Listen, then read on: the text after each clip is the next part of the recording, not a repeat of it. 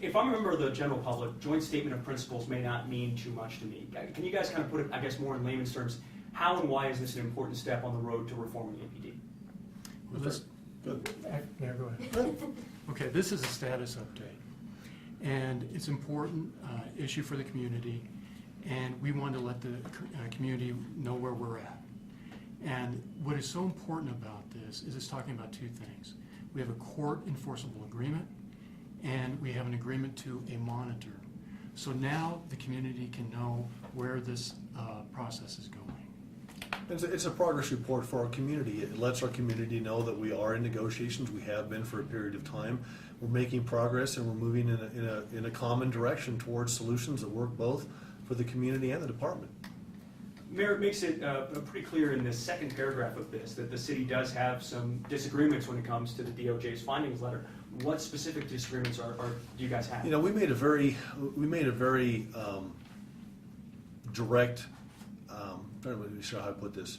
We made a decision very early on in this process that we were going to take the findings letter and not spend a lot of time agreeing or disagreeing it from a legal standpoint. The point is, we took that findings letter on April 10th, we pivoted into a solution mode. And so we are crafting an agreement with the Department of Justice that addresses the findings letter, but I just don't want to spend a lot of time and energy at this point, saying we agree or disagree with every single point. Let's just move towards crafting the solution. And so that's what I think that we're really trying to connotate with that. Broadly? Have you guys scoot down for me, please? Sure. Just so I can get a better angle. Sure. Cool. Okay. Now, are we okay here? Yeah, you guys are fine. Yeah, it's just everyone will scoot this way. And Mayor, if you don't want to get into specifics, then speaking broadly, does the city agree or disagree that there was a pattern of unconstitutional policing in the city of Albuquerque? Well, we know that we have solutions that we have to craft. We made some progress in our first term. We didn't get there. We want to make additional progress. We want to take the findings letter from the Department of Justice and pivot from that into crafting this agreement between the Department of Justice and the city that really brings effective constitutional policing and move it forward in the city of Albuquerque. That's why, as a mayor and as an administration, we haven't spent a lot of time. We have the findings, we can understand what's in them. Now let's use that as a basis point. And this is what our teams are doing on a day-to-day basis, is they're sitting down going through the findings letter and also saying, well, what can we do from a policy or procedure standpoint to bring more effective constitutional policing? So we're spending much more of our time and energy on the actual crafting this agreement than we are fighting or not fighting the findings letter. Well, and when we first asked you this, though, on April 10th, when the letter came out, you said you needed time to read the agreement. Sure. And again, it's a yes or no question. Broadly speaking, does the city agree or disagree that there was a pattern of unconstitutional policing in the city of Albuquerque? Well, once again, like I say, I'll let our lawyers go through the process of talking about what's in the findings letter. As a mayor, I simply, we're here at the table. I mean, I think this speaks volumes that we're putting this joint statement of principles out today. We've fully embraced and made a full commitment to reform with the Albuquerque Police Department and our community.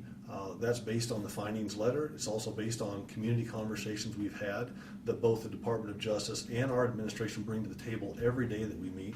And I think it just speaks volumes that we're at this point today. Long ways left to go, we understand. But once again, I think we've made tremendous progress and moving in the same direction. Jeff?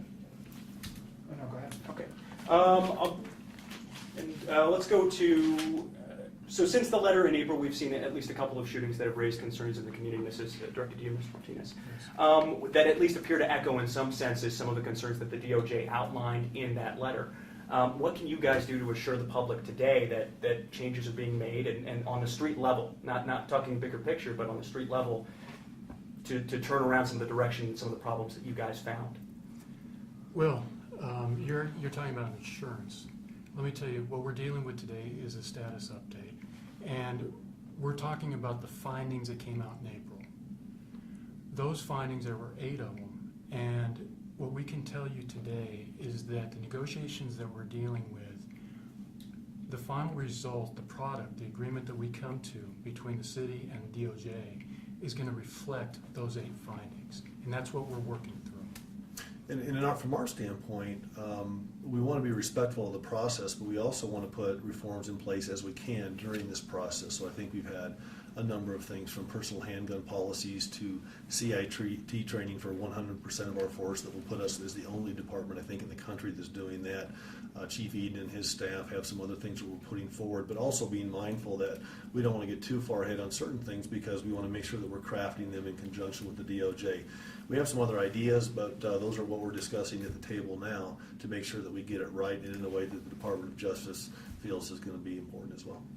Do you think that any of the reforms you've put in place so far have had a practical effect in terms of changing the culture of the department and how it interacts with the community right now? I think when I talk to community members, they like to see us being proactive. They like to see movement. We don't want to do anything that just makes people feel good about us doing something. We want to do meaningful things. So I'm hearing a lot of, hey, we're glad you're moving forward. We're glad you're continuing with reforms on top of what you did in the first term. That didn't get us all the way where we wanted to get, obviously, but at least we were working on the issue. So I'm hearing some good feedback on that. I think only time's going to tell. And this is a process where we have to complete this process.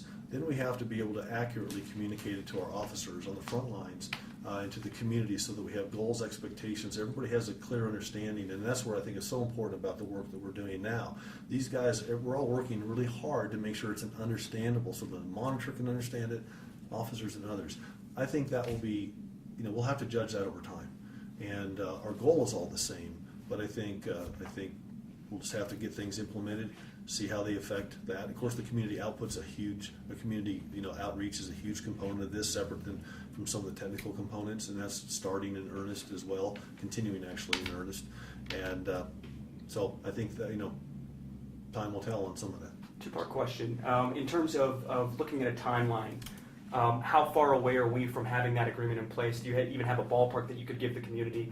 And then the second part of that, are we right now where you guys were hoping to be and expecting to be in April?